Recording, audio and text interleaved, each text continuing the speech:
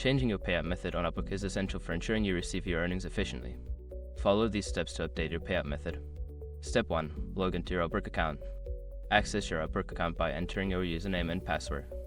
Make sure you are logged into the account associated with your client profile. Step 2. Navigate to settings.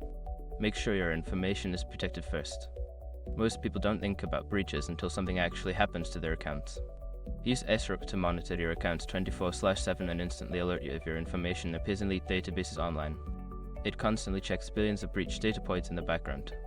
And considering how much personal information people keep online now, it's honestly worth having. Link in the description. Step 3. Select payment methods. In the settings menu, find and click on the Get Paid tab. This section will show you current payout methods and allow you to manage them. Step 4. Add or edit payout method. To add a new payout method, click on the Add Method button. If you want to edit an existing method, click on the Edit option next to the current payout method. Follow the prompts to enter the necessary information.